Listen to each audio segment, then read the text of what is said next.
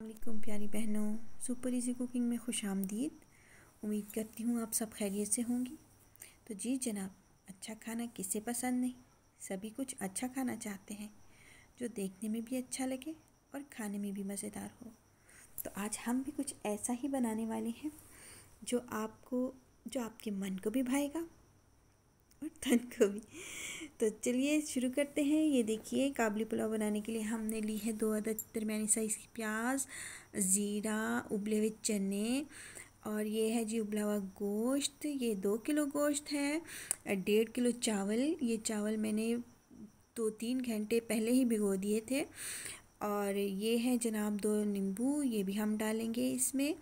और ये है मेवा। मेवे को आपने अच्छे तरीके से धो के स्टेनर से स्टेन करना है ताकि इसमें से सारी रेत निकल जाए। तो चलिए चलते हैं। ये 2 बड़े चम्मच ऑयल डाल लिया मैंने पतीले में।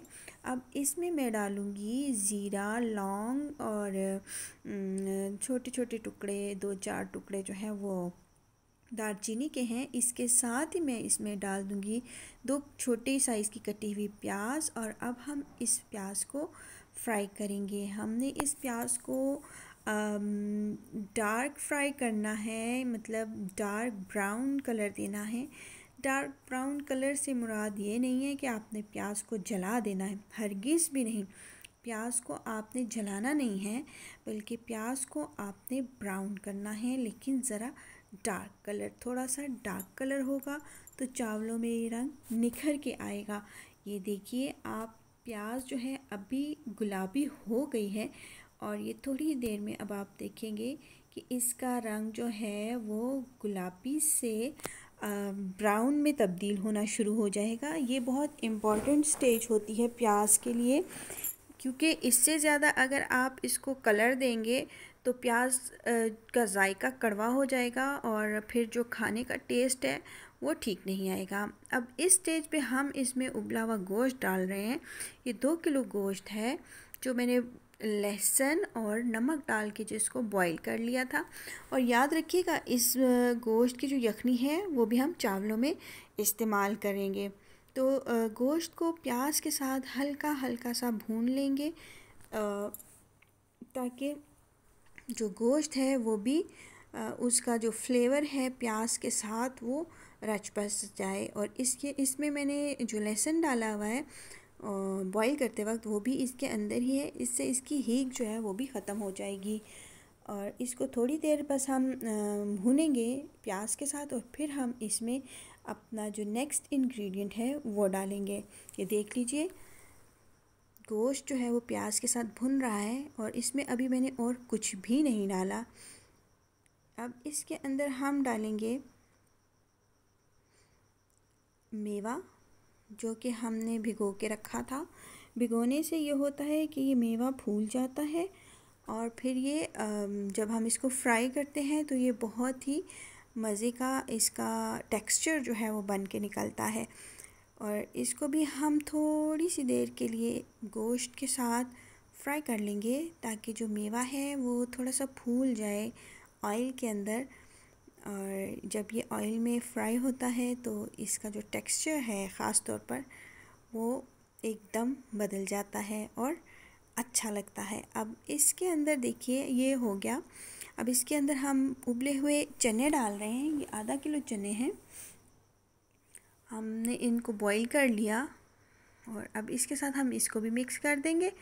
और इस पुलाव में हमको कुछ भी नहीं डालने वाले सिवाय नमक और गरम मसाले के। बस इसके अंदर कोई मिर्च नहीं जाएगी, कोई और मसाला नहीं हम ऐड करने वाले।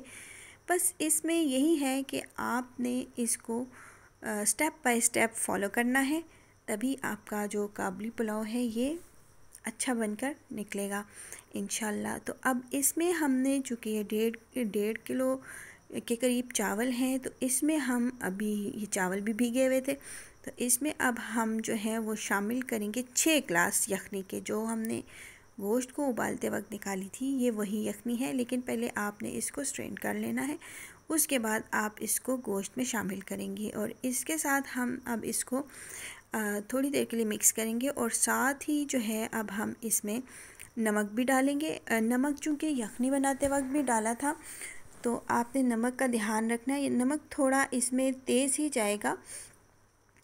तो ये है जी 2 बड़े चम्मच कुटा हुआ, ये पिसा हुआ नहीं है, ये कुटा हुआ गरम मसाला है। और कुटा हुआ गरम मसाला ही हम इसमें इस्तेमाल करेंगे, इसमें हम पिसा हुआ नहीं डालेंगे। तो ये 2 बड़े चाय के 2 बड़े चम्मच जो हैं, खाने के जो चम्मच होता है, चावल खाने वाला बड़ा, ये 2 चम्मच जो है कुटा हुआ गरम मसाला है। और इसमें अब हमने ऐड कर दिए हैं भीगे हुए जो चावल थे, वो हम इसमें ऐड कर रहे हैं। और चावल हमने तब ऐड करने हैं जब इस पानी में, यखनी में हल्का सा बॉईल आ जाए। यखनी तो चूँकि गर्म ही थी, लेकिन फिर भी थोड़ा सा बॉईल आने दीजिएगा। और अब हम इसको कर लेंगे मिक्स। इसको हमने अच्छे से मिक्स कर लेना है। ये देखिए, इस तरह हल्के हाथों से कीजिए, क्योंकि चावल काफ़ी टाइम के भीगे हुए हैं। नीचे तक देखिए, ये इसको आप चलाएं ताकि ये अच्छे से मिक्स हो जाए। अब नमक आप इसमें इस स्टेज पे चेक कर सकते हैं। अगर आपको कम लग रहा है तो आप थोड़ा सा नमक और डाल दीजिए। और नमक की क्वांटिटी थोड़ी सी नॉर्मल से ज़्यादा रहेगी इसमें। हल्का सा नमक इसमें तेज़ निकल कर आएगा। और बस अब हम इसमें लेमन ऐड करेंगे, लेमन जूस, और फिर हम इसको ढककर पका लेंगे। इसको पकने में ज़्यादा टाइम नहीं लगता। हाँ, बस इतना है कि ये थोड़ा सा पानी जब रिड्यूस हो जाएगा, तो जब हम इसको दम पे रखेंगे, तो फिर आप दम पे चाहें तो 20 मिनट रख दें। ये लीजिए, अब इसका थोड़ी देर के लिए हम इसको ढकेंगे। और ये इसमें आप देख लीजिए, ये पानी काफ़ी रिड्यूस हो गया। अब इस स्टेज पे आपने इसको दम पे रखना है। और दम पे जब आप रखेंगे तो आंच को आपने बिल्कुल स्लो रख देना है। और फिर आप इसको 20-25 मिनट तक दम में पड़े रहने दीजिए। और ये लीजिए जनाब, चावल देखिए बनकर तैयार हो गए। ये लीजिए, देख लीजिए चावल कैसे निखरे और हर चीज़ देख लीजिए, परफेक्ट कुक। और टेस्ट भी इसका माशाल्लाह लाजवाब है। आप इसको ज़रूर ट्राई कीजिएगा और फिर कमेंट करके मुझे ज़रूर बताइएगा कि आपको ये काबली पुलाव कैसा लगा। इंशाल्लाह आपको बहुत पसंद आने वाला है और आप इसके जायके से ज़रूर, आपको बहुत मज़ा आने वाला है। सो प्लीज़ ज़रूर ट्राई कीजिएगा और मेरे चैनल को सब्सक्राइब और लाइक भी ज़रूर कीजिएगा। जज़ाकल्लाह।